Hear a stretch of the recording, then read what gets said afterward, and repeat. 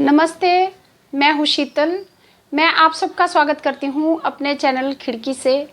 उम्मीद है आप सब बहुत अच्छे से होंगे, बहुत अच्छे से आप अपना ख्याल रख रहे होंगे। आज मैं बात करूँगी एक कॉमन प्रॉब्लम के बारे में जो गर्मियों में अक्सर देखी जाती है। ज़्यादा बड़ी प्रॉब्लम नहीं है, लेकिन अगर उसको ठीक से देखा जाए तो बड़ी भी है, क्योंकि जिनको समस्या होती है उनको वो बड़ी ही लगती है।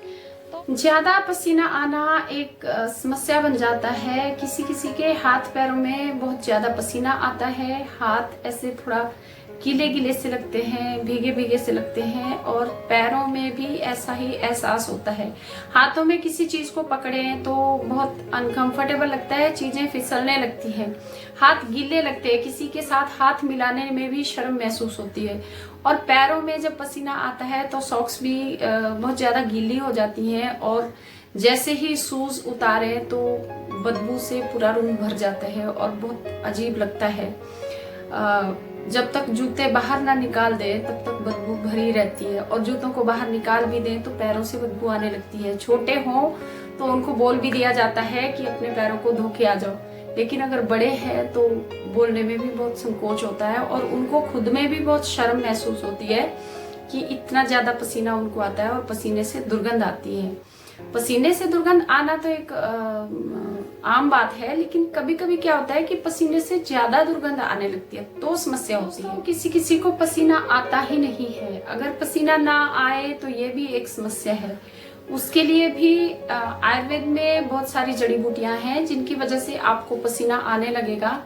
लेकिन ज्यादा पसीना आने के लिए भी बहुत सारी आयुर्वेद में जड़ी बूटियां हैं जिनके बारे में मैं आपको बताऊंगी कि किस तरह से आप जो आपको ज्यादा पसीना आता है उसको कम कर सकते हैं, अपने शरीर की गर्मी को कम कर सकते हैं, क्योंकि शरीर में गर्मी बढ़ जाती है, हॉट फ्लैशेस आने लगते हैं।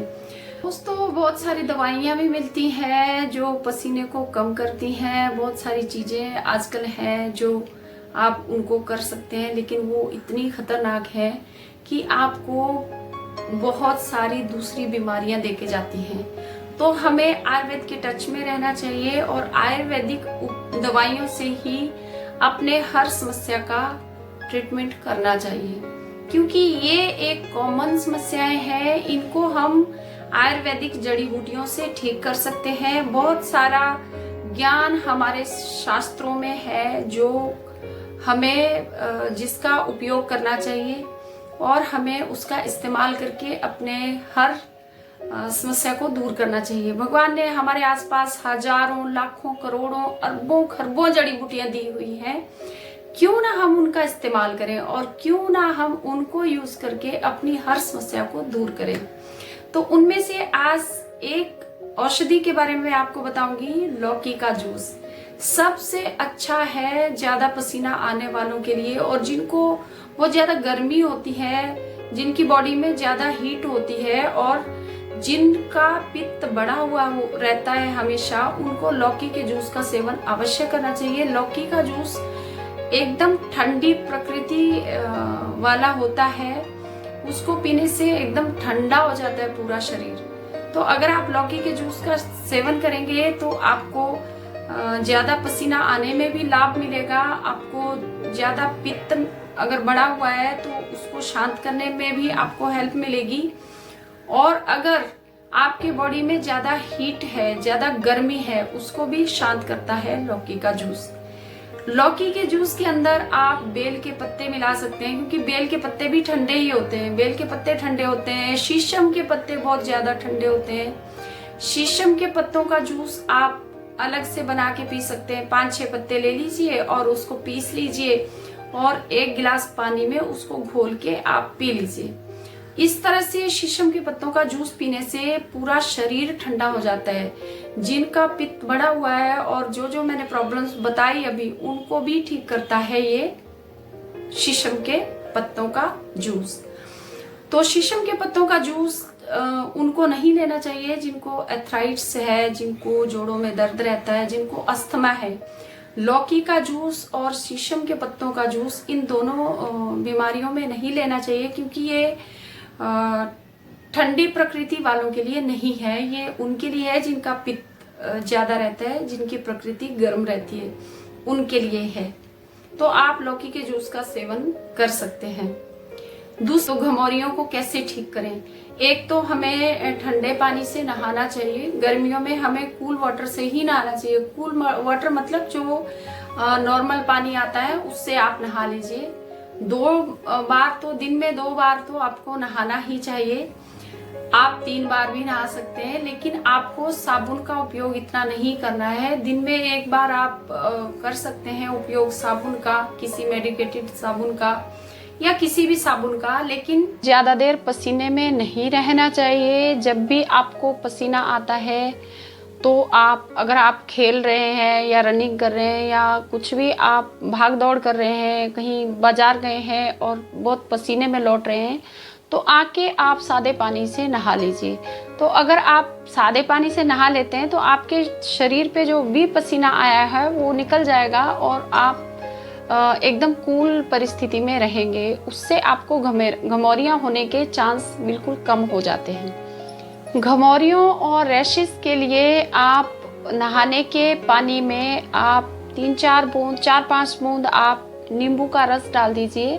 1 ढक्कन तक आप नींबू का रस डाल सकते हैं और उतना ही आप ग्लिसरीन डाल दीजिए और उस पानी से आप नहा लीजिए। आप देखेंगे कि आपकी जो स्किन है, आपकी जो त्वचा है वो एकदम क्लीन हो जाएगी और खुशबू आने लगेगी और आपको घमौरियाँ भी नहीं होंगी।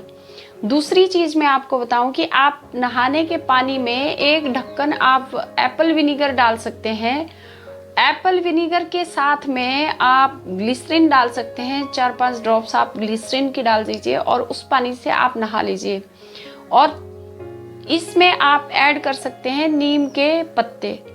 नीम के पत्तों को आप थोड़ा सा क्रश कर लीजिए और उसको उबाल लीजिए। उबालने के बाद जो उसका पानी होगा उसको छान के नहाने के पानी में आप डाल दीजिए और उस पानी से आप नहा लीजिए।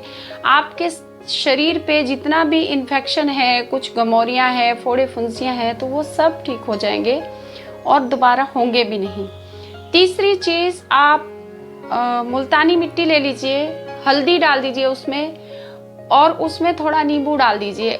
आधा ढक्कन आप नींबू डाल दीजिए या ड्रॉप्स के हिसाब से देखा जाए तो आप 5-6 ड्रॉप्स यानी 6 to 7 ड्रॉप्स आप नींबू की डाल दीजिए और उसमें ऐड कर दीजिए नीम का पाउडर या नीम का रस। ये चीज़ भी ऐड कर दीजिए और ऐड कर दीजिए उसमें दही। अब इस मिश्रण को आप पूरे शरीर पे रब करिए अच्छे से। पूरी बॉडी पे आपको रब करना है अच्छे से, जितना आप कर सकते हैं अच्छे से, पूरे से अच्छे से। चेहरे पे भी अच्छे से आप धो सकते हैं उसको रब करके। उसको रब कर लीजिए और उसके बाद आप सादे पानी से स्नान कर लीजिए। अगर आपको साबुन लगाना है तो साबुन से एक बार नहा लीजिए और उसके बाद ये जो मैंने पेस्ट बताया आपको, इसको रब करके आप नहा लीजिए सादे पानी से। तो आप देखेंगे कि कुछ ही दिन में आपकी स्किन एकदम सॉफ्ट हो जाएगी और जो घमौरियाँ हैं वो भी ख़त्म हो जाएंगी और दोबारा होंगी भी नहीं।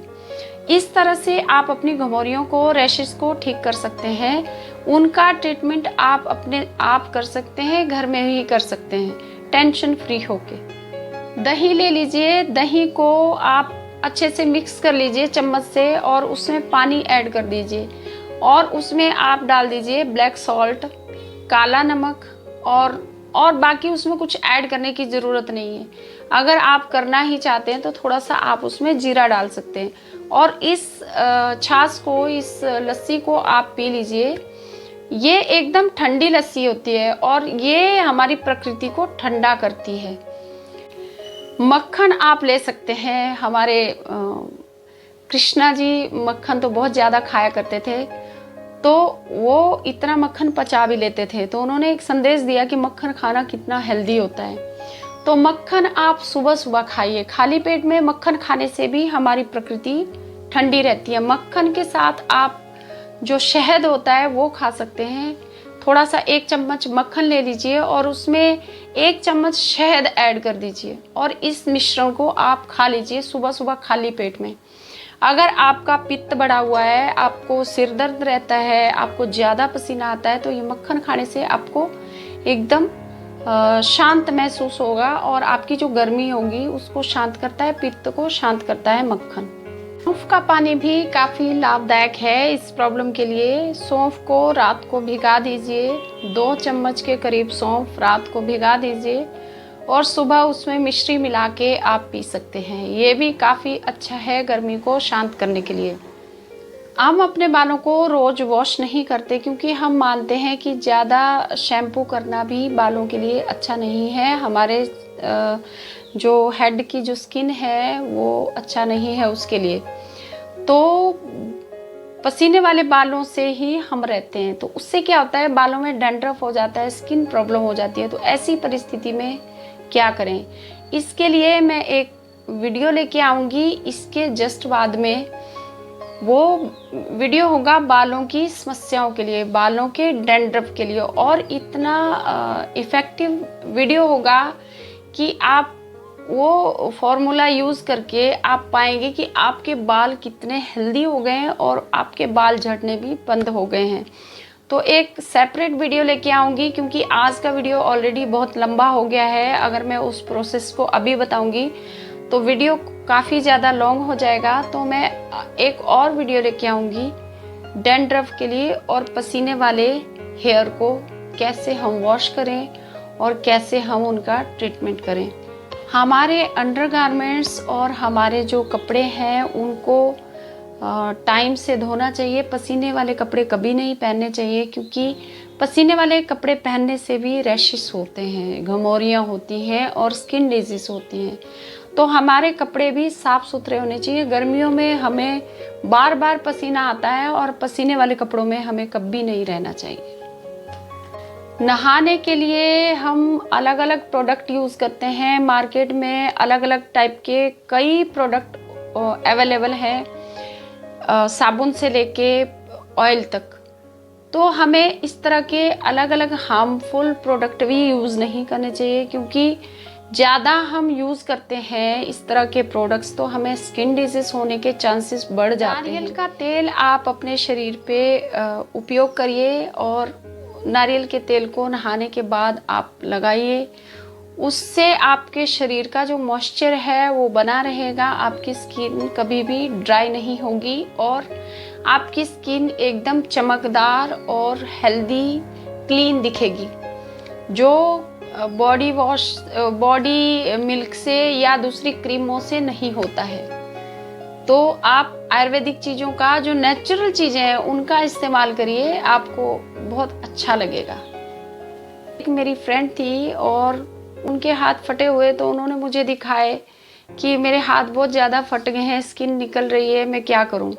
मैंने उनको बोला कि आप मस्टर्ड ऑयल लगाइए, लेकिन मस्टर्ड ऑयल प्योर होना चाहिए। तो उन्होंने मस्टर्ड ऑयल लगाया पतंजलि का और उस मस्टर्ड ऑयल लगाने से कुछ ही दिनों में उनके हाथ एकदम नॉर्मल हो गए। जो फटे हुए थे, ड्राई हो गए थे हाथ, वो एकदम अच्छे हो गए। उन्होंने वही चीज़ दूसरों को भी सजेस्ट की।